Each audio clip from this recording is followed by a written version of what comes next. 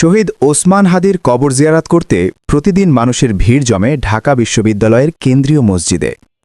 ছুটির দিনগুলোতে মানুষের ভিড় থাকে সবচেয়ে বেশি। তবে কর্তৃপক্ষের বিধিনিষেধের কারণে কবরের কাছে যেতে পারছেন না দর্শনার্থীরা। তাই কবর জিয়ারাত না করেই ফিরে যেতে হচ্ছে। কবর জিয়ারাত করতে বিশেষ অনুমতির প্রয়োজন নিতে হচ্ছে। আগত দর্শনার্থীরা জানান, ভারতীয় আগ্রাসনের বিরুদ্ধে সোচ্চার ছিলেন ইনকিলাব মঞ্চের মুখপাত্র হাদি।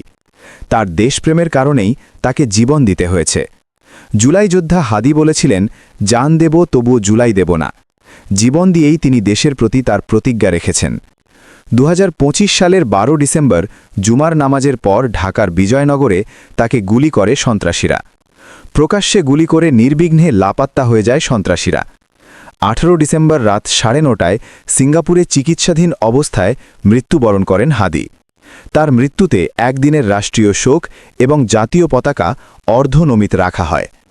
20 ডিসেম্বর জাতীয় সংসদ ভবনের সামনে হাদির জানাজায় মানুষের ঢল নামে। মানুষের উপস্থিতির দিক থেকে হাদির জানাজাকে বাংলাদেশের ইতিহাসে তৃতীয় বৃহত্তম জানাজা হিসেবে বিবেচনা করা হয়।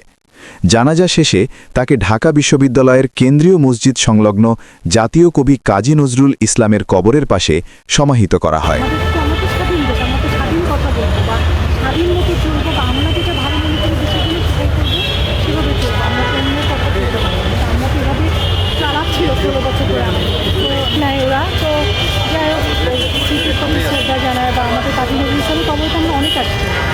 ওনার পাশে ওকে সম্মানিত করা হচ্ছে, এটা তো বিশাল অনার ফর হিম।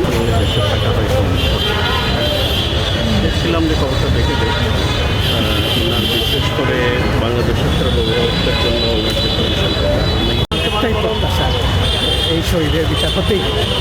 আমরা তো অনেক জায়গায় ব্যর্থ হয়েছি, আশা করি সকলগুলো মিলে শুধু এই এক হয়ে বিচার করবেন, এটাই আমাদের প্রত্যাশা।